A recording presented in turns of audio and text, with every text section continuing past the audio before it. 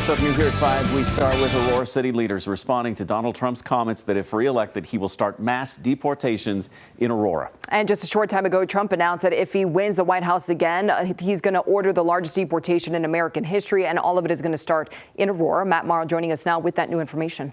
Erica and Jeremy, there is a lot to break down with this and a lot of misinformation to set the record straight on. So let's start with what former President Donald Trump said about these deportations just a few hours ago. Listen.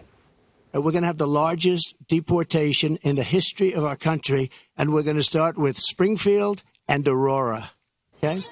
Well, the former president did not say how these deportations might work or how law enforcement may identify people who are in the U.S. illegally. He also continued to make unfounded claims that violent migrant gangs are taking over American cities, just as he did in the debate 3 nights ago. This includes Springfield, Ohio, where he made the baseless claims that immigrants were eating families, cats, and dogs. Now, let's dispel the disinformation and misinformation about migrants here in Colorado. Yes, more than 40,000 have arrived in the metro in the last couple of years. In Denver and Aurora, the crime rate, including murder and violent crimes, have decreased during that time.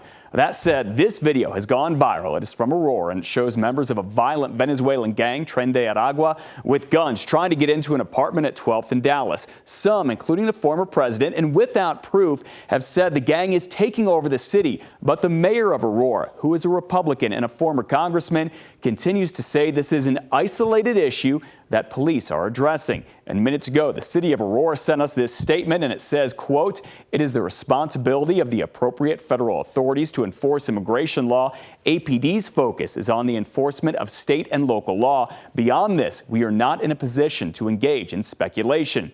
And take a good look at this. This week, Aurora police sent us this. They told us they've identified 10 violent suspects as members of TDA, the Venezuelan gang. 8 of them have been arrested, and police are still looking for 2 more. Also today, we did reach out to the ICE office, Immigration and Customs Enforcement here in Denver, to get their response to Mr. Trump's deportation plans. We'll let you know when we hear back on that.